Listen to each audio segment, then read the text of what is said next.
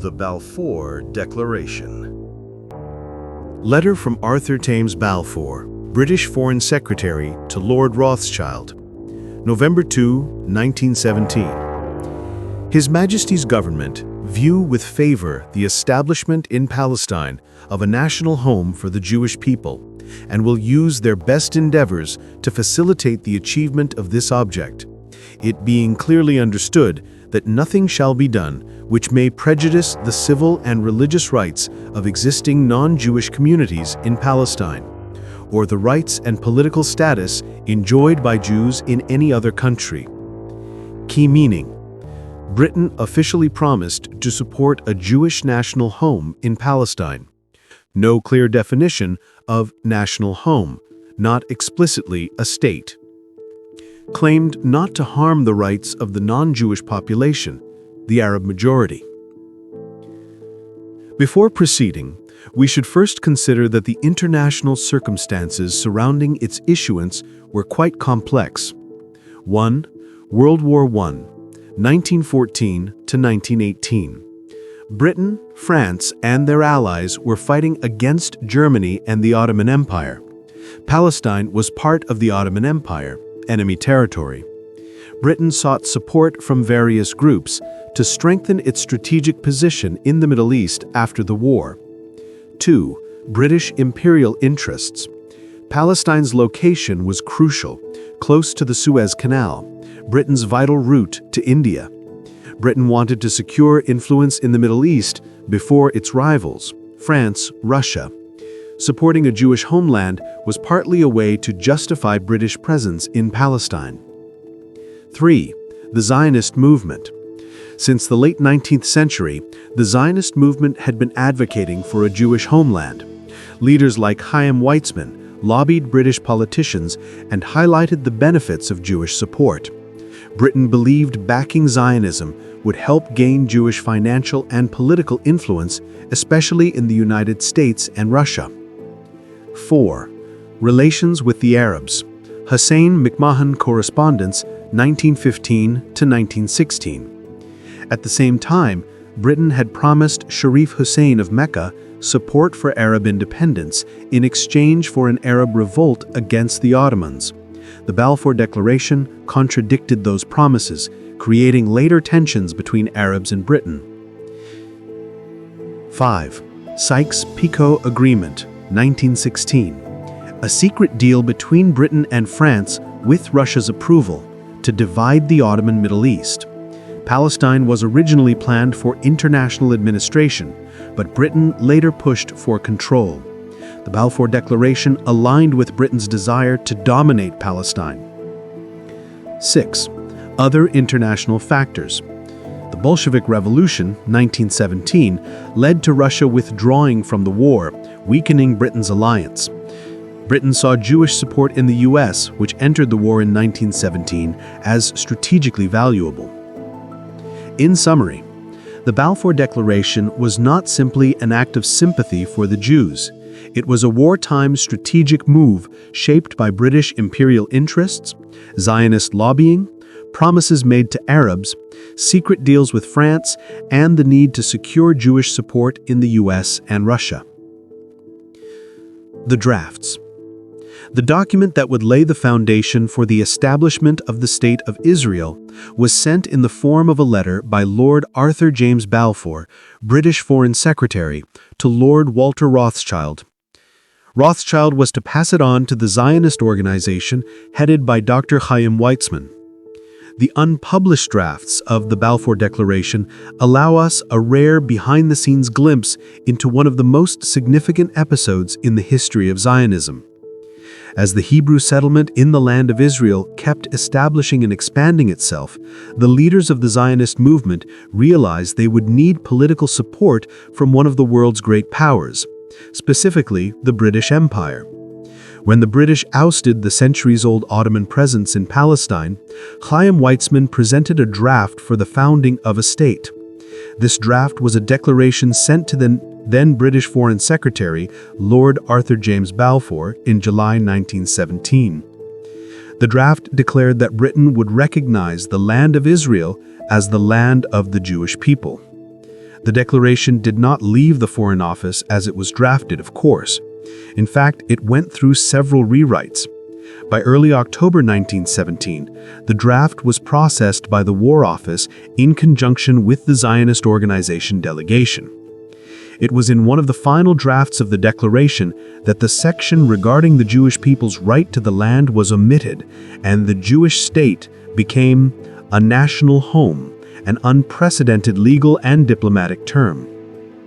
Before Lord Balfour officially sent the declaration to Lord Rothschild, its draft was shared with Jewish leaders of various views, including Sir Philip Magnus, a Reform rabbi and British politician.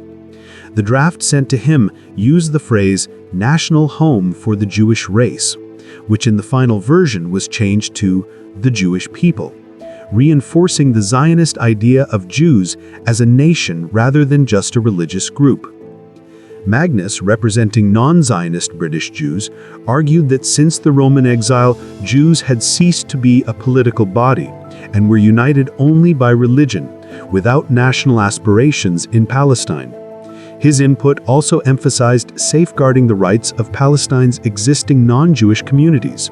This concern was later reflected in the final wording: "Nothing shall be done which may prejudice the civil and religious rights of existing non-Jewish communities in Palestine, or the rights and political status enjoyed by Jews in any other country." Key figures behind the Balfour Declaration. The Balfour Declaration was primarily the work of the British government, specifically issued by Arthur James Balfour, who was then Foreign Secretary of the United Kingdom, on November 2, 1917. However, several key individuals and groups played important roles in bringing it about. Here's a breakdown. Arthur James Balfour, 1848 to 1930, former British Prime Minister and later Foreign Secretary, Balfour authored the declaration in 1917. He persuaded the War Cabinet to issue it and asked Chaim Weizmann and Lord Rothschild to draft it. His outlook reflected colonial attitudes, dismissing Palestinian Arabs' wishes as secondary to Zionist aspirations. Some saw him as a Christian Zionist, influenced by his religious upbringing, while others viewed him as an opportunist and even an anti-Semite, citing his support for the 1905 Aliens Act limiting Jewish immigration.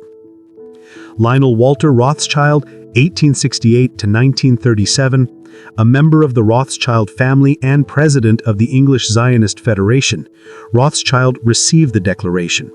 Working with Chaim Weizmann, he lobbied for British recognition of a Jewish homeland. His original draft was stronger, but was moderated after cabinet objections. Chaim Weizmann, 1874 to 1952, a Russian-born chemist and leading Zionist, later Israel's first president, was central to securing the declaration. His scientific work for Britain during World War I gave him political access. He lobbied intensely, arguing a Jewish homeland would benefit Britain strategically. His writings revealed both Zionist vision and colonial attitudes towards Palestine.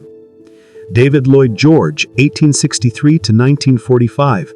As Prime Minister, Lloyd George's government approved the declaration. He supported Zionism for religious, political, and strategic reasons, including securing global Jewish support during World War I. He claimed the declaration was partly a reward to Weizmann for wartime service, though historians debate this. Herbert Samuel, 1870 to 1963, the first Jewish cabinet minister, Samuel presented early proposals for a Jewish commonwealth in Palestine. Later, as High Commissioner of Palestine, 1920 to 1925, he implemented policies favoring Jewish immigration while sidelining Arab political aspirations. Mark Sykes, 1879 to 1919, co-author of the Sykes-Picot Agreement, Sykes later became a strong Zionist supporter. As War Cabinet Secretary for Middle Eastern Affairs, he linked Zionists with British officials and helped secure Allied acceptance of British control over Palestine. Nahum Sokolow, 1859 to 1936, a Polish Zionist diplomat, worked internationally to gain support for Zionism. He secured French backing through the Cambon Letter of 1917 and met with figures such as Pope Benedict XV and U.S. Justice Louis Brandeis, paving the way for broader acceptance of the declaration. The White Papers, British Policy Papers on Palestine. 1. Churchill White Paper, 1922. Clarified that the Balfour Declaration did not mean turning Palestine into a wholly Jewish state. Jewish emigration should depend on the economic absorptive capacity of the country. 2. Passfield White Paper, 1930. Criticized Jewish land acquisition. Suggested limiting immigration and land transfers to protect Arab farmers. 3. MacDonald White Paper, 1939. The most significant one. Issued after the Arab Revolt, 1936 to 1939. Main points. Jewish emigration limited to 75,000 over 5 years. After that, Arab consent required. Restricted Jewish land purchases. Promised an independent Palestinian state within 10 years, shared by Arabs and Jews. Impact. Jews saw it as a betrayal of the Balfour Declaration, especially on the eve of the Holocaust. Arabs opposed it too because it still allowed more Jewish emigration. So, Balfour Declaration, 1917, promise of a Jewish homeland. White Papers, 1922 to 1939, British attempts to limit or adjust that promise due to Arab resistance. The pledge is generally viewed as one of the main catalysts of the ethnic cleansing of Palestine in 1948 and the creation of the Zionist State of Israel.